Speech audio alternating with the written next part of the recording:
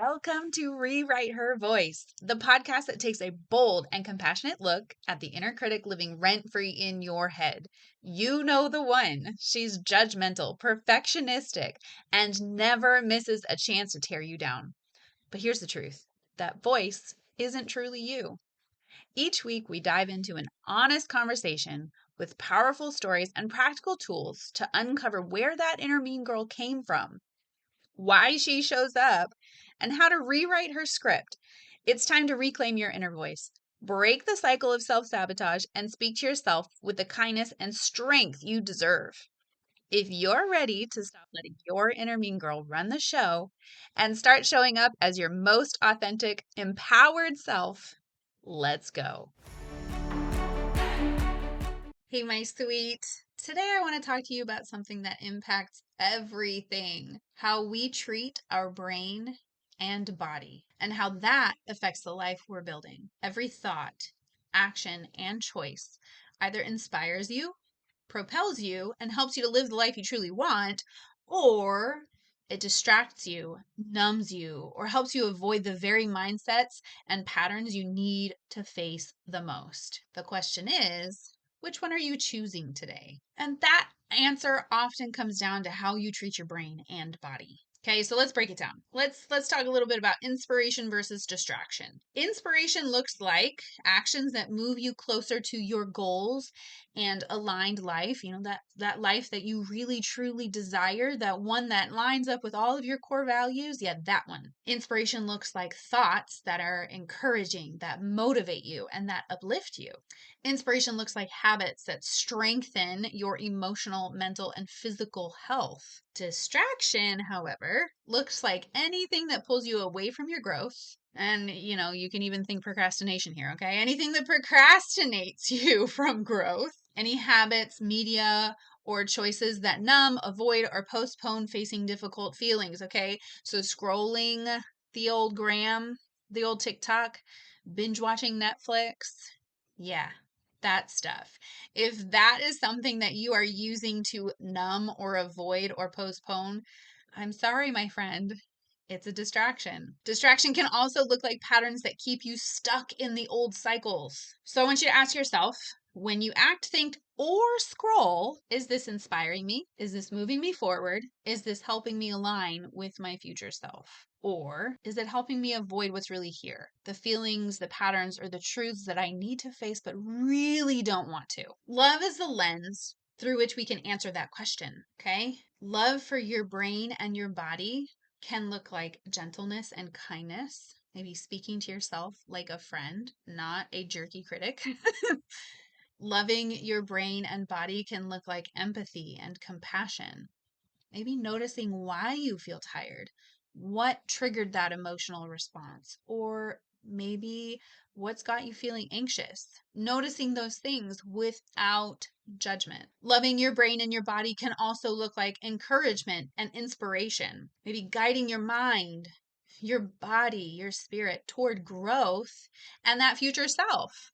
Loving your brain and body can also look like direction and lifting, offering your brain and your body the structure, the routine, the movement, and the care that they need. But love also isn't always soft. Sometimes love looks like tough talk and directness, okay?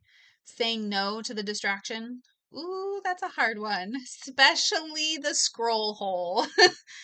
Setting boundaries with yourself, doing the uncomfortable work that your future self will thank you for. Yeah, those things, that tough talk and that directness, that can also be love for your brain and your body. Love isn't one size fits all, okay? I want you to remember that. What works for someone else may not work for you. Keep the judgment out of it. Love is what your brain and body need in that moment to move you closer to alignment, to move you closer to the person you are in the process of becoming. So how do we practice this daily? Here's how you can bring this into your every single day life. Pause, take a breath, and notice. When you catch yourself reaching for something, ask, is this inspiring or distracting me? And listen, sometimes you really just need a break. Sometimes you really do just need to sit down and maybe spend some time on social media. Maybe spend some time watching a TV show. That's okay. Rest is okay as long as it's not distracting you. I want you to name the intention. Even a small act counts, okay? Say to yourself, I am choosing what lifts me, what serves me best in this moment. Speak to your brain and your body. I know it sounds crazy, but hang with me. You got to speak to your brain and your body out loud or in your mind. It doesn't matter. But I want you to use words that are loving, encouraging, and direct when needed. Then, last but certainly not least, reflect and adjust. At the end of the day, take note. Where did I choose inspiration? Where did I fall into distraction? How can I bring more love, gentleness, or directness tomorrow? Your brain and body are your most loyal allies. When you treat them with love, both soft and firm, you move from surviving to thriving. Every small choice matters. Every moment of kindness, encouragement, and intentional action is a building block for the life you want. So today, ask yourself, am I inspiring myself or distracting myself? How can I love my brain and body right now in the way they need most? Because love for yourself, your brain, and your body is the foundation for alignment, growth, and peace. You're enough. You're worthy and you are so, so loved. If you're ready to dive deeper into this concept, into self love, I want to offer you something.